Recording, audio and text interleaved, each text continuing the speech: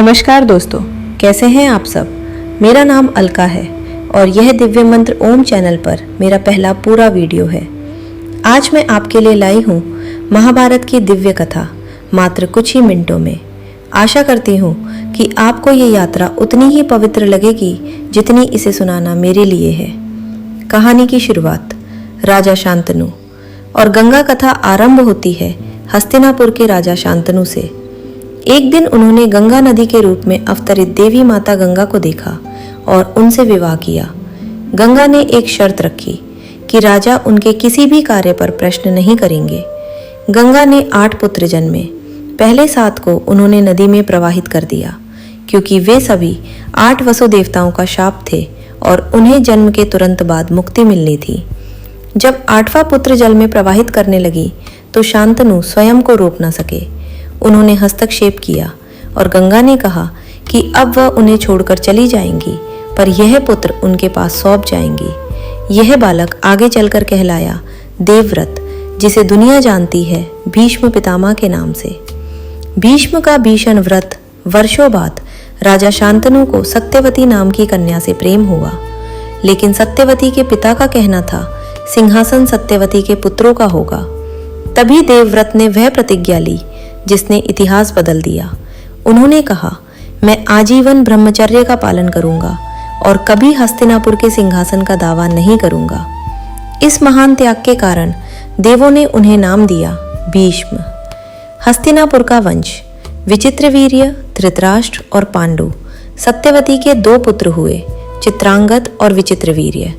दोनों का समय से पहले निधन हो गया।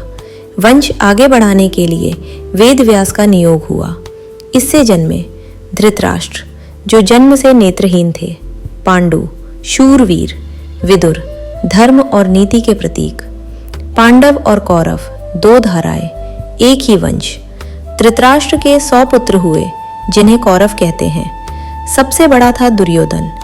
पांडु के 5 पुत्र हुए, युधिष्ठिर, भीम, अर्जुन, नकुल और सहदेव। ये 5 देवताओं के आशीर्वाद से जन्मे, इसीलिए पांडव कहलाए।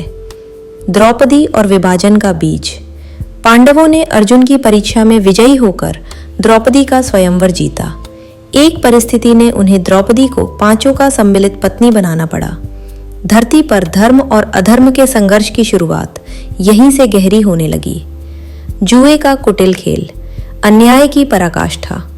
दुर्योधन की ईर्ष्या बढ़ती गई। शकुनी ने युधिष्ठिर को जुए के लिए उकसाया। उस एक खेल में राज्य, संपत्ति, स्वयं पांडव और द्रौपदी तक हार दी गई। द्रौपदी का अपमान हुआ, पर भगवान कृष्ण ने उनकी लाज बचाई। पांडवों को 13 वर्ष का वनवास मिला। वनवास और अर्जुन का तप। वनवास में अर्जुन ने दिव्यास्त्र प्राप्त किए, भीम ने राक्षसों का संहार किया, युधिष्ठिर ने धर्म और सत्य का पालन किया, नकुल और सहदेव ने समस्त शास्त्रों का अध्ययन किया। 13वें वर्ष का अज्ञातवास भी सफलतापूर्वक पूरा हुआ। कुरुक्षेत्र युद्ध, धर्म और अधर्म की अंतिम परीक्षा। युद्ध टालने के लिए कृष्ण स्वयं दूत बनकर गए। उन्होंने प्रस्ताव रखा कि पांडवों को सिर्फ 5 गांव दे दे, पर दुर्योधन बोला, सुई की नोक के बराबर भूमि भी नहीं दूंगा। युद्ध अवश्यंभावी था।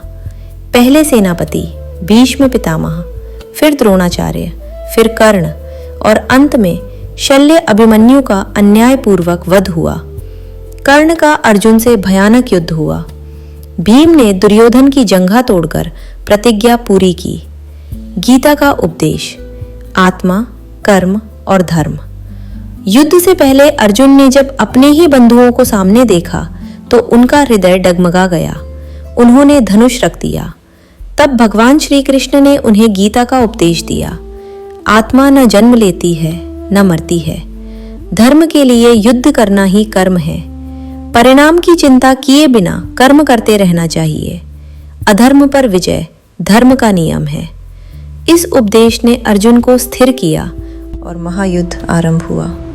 अंततः धर्म की विजय। 18 दिनों के युद्ध में अधर्म का विनाश हुआ।